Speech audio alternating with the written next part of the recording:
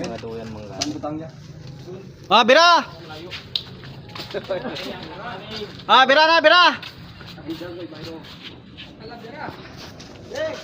Ah, ako tag-iisip pa. Isa, dua, tatlo! Bira na!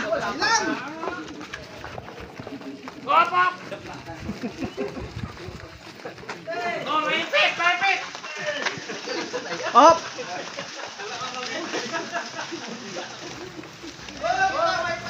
Basta nagdumampi mo. Oh, ibanti mo ng kunti siguro rito, yung bubong natin. Ah, tipili yun. Oh, mabanggaan yun. Kailangan ng kalso. Ah, hindi na siguro. Tama na. Dahil hindi na tayo lang ng mga sasakyan natin dito.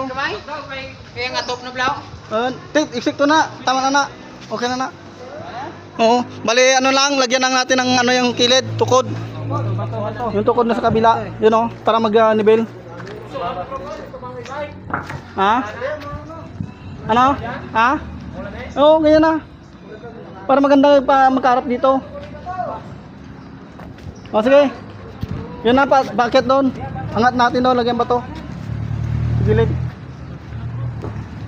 Ito okay na to rito. Yun nandun lang, gilid. Pwede may ka.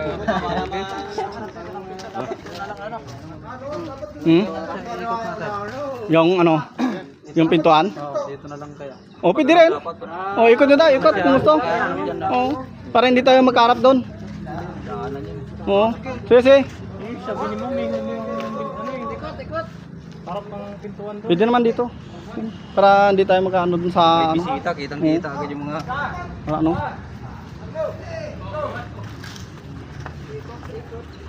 Tandaan nyo yung bubong natin, iikot din yun ha. O, te. Oh, di ba? Kulit nyo rin eh. Nabiyan na kayo, kulit nyo rin. Kita na rin.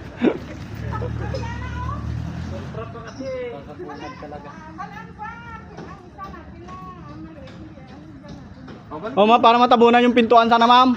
Sabi namin para dito hindi makaano na ano. Oo, dito. Okay. Para hindi masyadong kita yung loob. Explanation lang naman pala kulang eh. O, ayos na yan. Lima, may bubong pa ni. May bubong. Mabunggo ang bubong. Babangga.